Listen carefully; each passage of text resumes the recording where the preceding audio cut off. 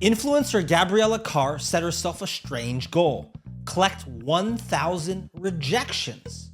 Every no to an audition, brand deal, pageant, or pitch gets logged in a red notebook.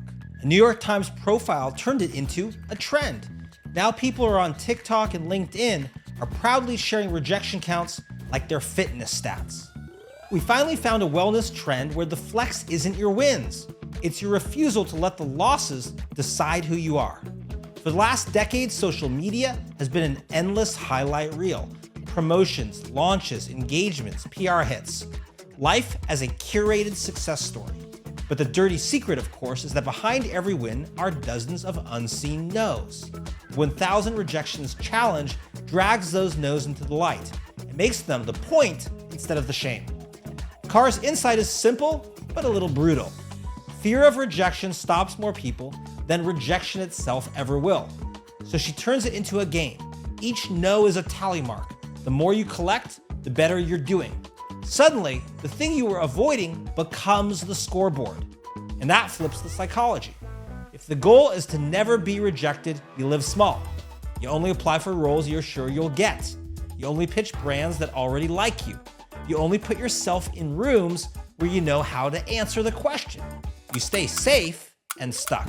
But if the goal is 1,000 no's, you do the opposite. You audition for the role even when you feel unqualified. You ask for the raise that makes you nervous. Every no becomes proof you're playing at the edge of your current life. It's the first self-help trend honest enough to admit that most days do not look like a vision board. The reason this feels so refreshing? Well, maybe it's because it's the anti-Instagram. Instead of meticulously curating perfection, people are publicly documenting the mess. Screenshots of, unfortunately, we've decided not to move forward emails, videos about bombing interviews, posts about pitches that went nowhere, and instead of pity, they get respect, because everyone secretly knows that's what real life looks like. There's a side effect too. Once you stop treating rejection as a personal verdict and start treating it as data, you get more strategic. You can ask, are my pitches bad? Or am I pitching the wrong people? Do I need better work or better targets? Rejection stops being a mirror and starts being a map. And here's the twist that makes this trend actually powerful.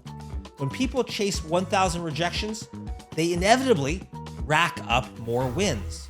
Not because the universe rewards grit, but because sheer volume increases the odds something hits. You step up to the plate more often, so of course, you get more results.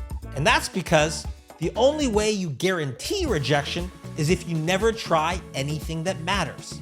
And in a culture obsessed with looking good, that might be the most radical mindset of all.